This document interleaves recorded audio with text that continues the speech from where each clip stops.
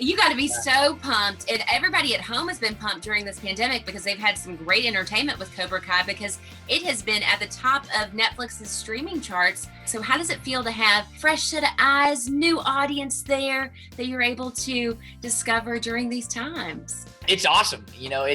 I love this opportunity of being a part of, the Karate Kid universe and a part of a show that, so many people love around the world.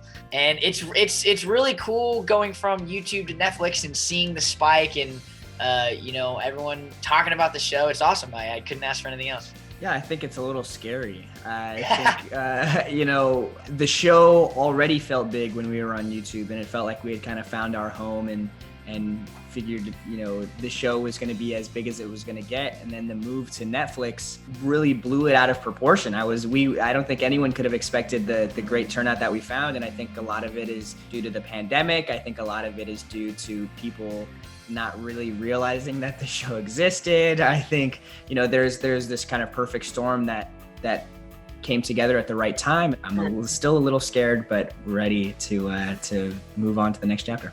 Something else that's mind-blowing, and I'm so sure that you guys are wildly excited about this. Season 3 hasn't even come out yet, and you've already been renewed for season 4. Yeah. So what kind of scripts are you seeing these days? Have you seen?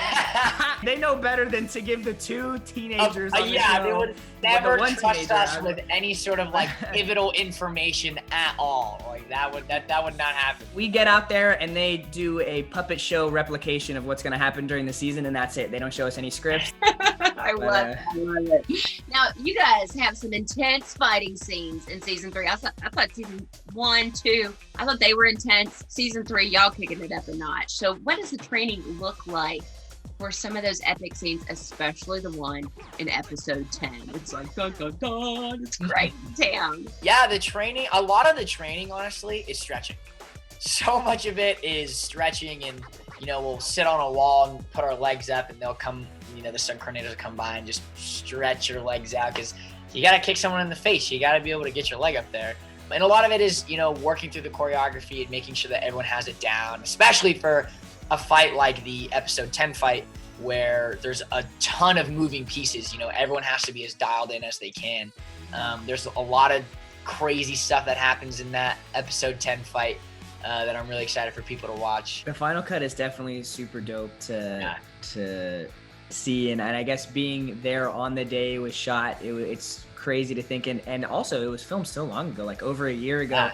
It's crazy to see it all now and be like, oh no, wow, perfect. It's exactly how we kind of imagined it. So I know that Hito and Janelle, our stunt coordinators, are super proud of it. And as we move on to these next seasons, hopefully, we have season 4 coming up, obviously, and hopefully more seasons after that. But I know that if we stay with Hito and Janelle, the bar is just going to get topped each time. Without a doubt. Now, we saw your character, Miguel. Season 2 left us with quite a cliffhanger with him. So how are Miguel's injuries going to affect him in season 3? The most obvious one at face value is that it's going to be hard for him to walk again or really use his legs at all. But I think more so than that really is going to be this mental barrier between him and Johnny. I'm always going to be right here next to you. Because I'll always be your teacher.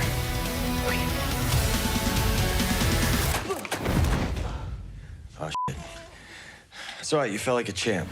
I think the two of them, although they're so like-minded, have a lot of working to do with themselves before they can reconcile again. And I think obviously, Miguel's mom is going to be another big hurdle between the two of them, being that she loves Johnny and she really has a lot of care for him, but also, without him, there would be no problems with her son. So I think it's going to be that inner battle between the whole kind of little triangle. But as a fan of the show and as someone who, loves Johnny, I want nothing more than him and Miguel to be together again.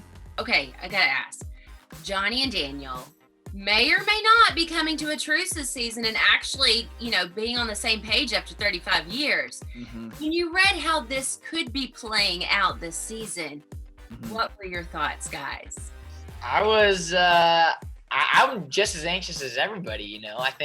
I think the idea of them coming together is awesome.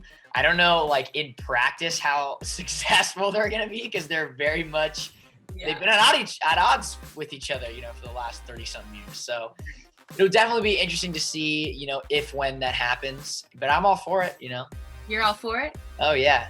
What about you, Mr. Miguel? You know, I think we've seen time and time again how similar Johnny and Daniel are, but at the same time, just how it feels like, you know, oil and water. The two kind of don't really mix well together. But I will say, I think they have a lot that they can learn from each other. I think, you know, Johnny has a lot of great life lessons and Daniel has the same. And as long as I think they keep their arms distance, they can work together. But I think once one of them steps over that line, it's going to be back to square one, just like we've seen, you know, in seasons 1 and season 2.